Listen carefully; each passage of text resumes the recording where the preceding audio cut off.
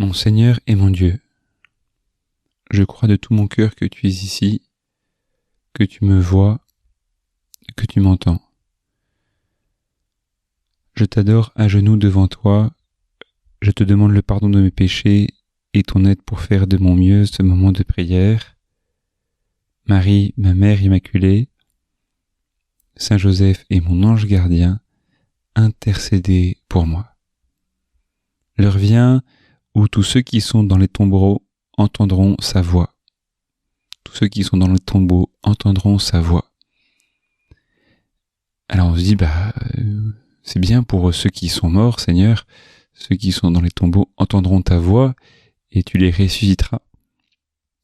Tu diras aux prisonniers, sortez, aux captifs des ténèbres, montrez-vous. Et je peux avoir l'impression que cette parole s'adresse pas directement à moi. Je peux avoir l'impression de ne pas être mort. Je peux avoir l'impression de ne pas être prisonnier. Je peux avoir l'impression, Seigneur, de ne pas être captif des ténèbres. Et cependant, si tu le dis, Seigneur, si tu me parles comme ça, c'est qu'il doit y avoir une raison. Il doit y avoir une raison profonde que tu veux me faire découvrir. Tu veux m'aider à découvrir quelque chose qui est peut-être caché en moi que je ne vois pas. L'autre jour, un ami me racontait l'histoire que un de ses amis lui avait racontée. C'est un jeune garçon qui a été élevé dans une famille où les parents se sont séparés malheureusement assez tôt. Et il a d'abord suivi sa mère, puis il s'est installé avec son père, où il a pu exercer dès son plus jeune âge un métier en alternance, dans lequel il excellait particulièrement. Et puis son père est mort de façon assez dramatique quand il avait 15 ans. Et donc il est reparti chez sa maman. Et malheureusement, il a perdu le travail qu'il exerçait alors en alternance, alors que son employeur aurait tout fait pour le garder. Et assez rapidement, ça s'est assez mal passé. Adolescent blessé, il a pu être très en colère et manifester sa colère comme on peut le manifester quand on a perdu des êtres chers de cette façon-là. Et en avançant, finalement sa mère a choisi de le mettre dehors et donc il s'est retrouvé à la rue. Et ce n'est pas là qu'il a appris la vie de famille, la patience, la douceur, la justice, la force, la tempérance, la prudence. Et il s'est retrouvé dans des coups bas, dans des choses que aujourd'hui, hier et demain la loi punit, et dans des relations qui n'étaient pas bonnes. Il a eu la grâce d'avoir un enfant, mais n'ayant pas été lui-même accompagné comme enfant, peut-être qu'il ne savait pas comment faire avec cet enfant.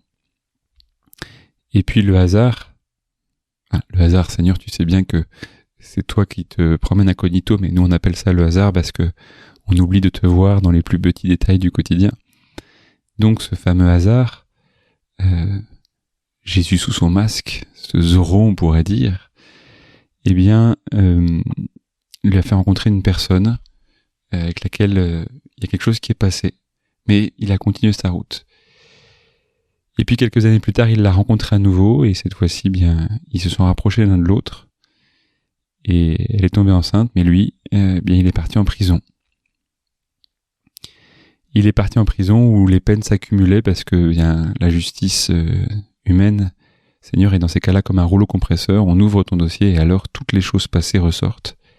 Et donc au fur et à mesure de ces mois de prison, les peines augmentaient. Mais cet ami m'a raconté que cet autre ami, donc cet homme, était un peu désespéré. Il voulait sortir de prison parce que sa femme était enceinte et il n'avait qu'un désir, c'était de voir le bébé que cette fille qu'il avait connue, cette jeune femme qu'il avait connue, eh bien porter en elle pour être père pour elle. Et puis il a pu aller au tribunal pour un jugement, et puis on lui a prolongé sa peine encore. Et donc il n'a pas pu assister à l'accouchement de sa compagne. Et Seigneur, tu le sais, tu y étais toi. Et il était en prison, donc par téléphone, il entendait toutes les choses qui se passaient, etc. Il devait beaucoup en souffrir.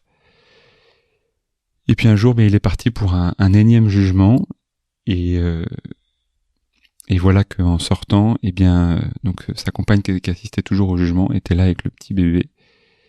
Et en sortant, il a demandé au policier, dont il parle, cet ami m'a dit, avec beaucoup de respect, beaucoup de reconnaissance, beaucoup de gratitude. Il leur a demandé s'il pouvait lui enlever les menottes, les fers qui lui tenaient les mains pour pouvoir porter sa petite fille dans les bras. Et donc ils sont mis dans un coin un peu discret, et sa compagne est venue, elle avait sa deuxième fille dans les bras, et elle la lui a donné, et lui il a enlevé ses menottes et il l'a portée. Et à ce moment-là, cet homme s'est dit, je dois changer de vie, c'est terminé. Je tourne le dos à mon passé, je veux donner autre chose à cette petite merveille que je porte dans mes bras. Je veux donner autre chose à ce cadeau que la vie me donne, cette compagne que Dieu me donne, et ce deuxième enfant que Dieu me donne. Et à ce moment-là, sa vie a pris un tournant, et il a tourné le dos à toutes ces mauvaises pratiques, à toute cette délinquance, à toute cette violence qui pouvait propager. Bien malgré lui, il en était le premier esclave, mais autour de lui. Et il a purgé sa peine, et aujourd'hui, il a une jolie famille, ce que m'a dit cet ami, avec de beaux enfants, 5 beaux enfants, et puis un beau projet qu'il a réussi à monter avec sa compagne, où il rend un tas de gens très heureux, dans un très bel endroit, pas loin de ma paroisse. Seigneur, je me sens comme cet homme. Il y a des choses que je fais dans la journée, des choses auxquelles je pense dans la semaine, des choses que je ressens dans le mois, des choses que je dis, que je ne devrais pas dire, que je ne devrais pas sentir, que je ne devrais pas penser, que je ne devrais pas faire. Je suis un peu prisonnier. Et je vais de jugement en jugement, et je me sens condamné pour moi-même, et parfois même j'ai tendance à me condamner. Mais toi, Seigneur, c'est très beau, parce que tu nous as dit que tu n'es pas venu pour juger le monde, mais pour que par toi, le monde soit sauvé.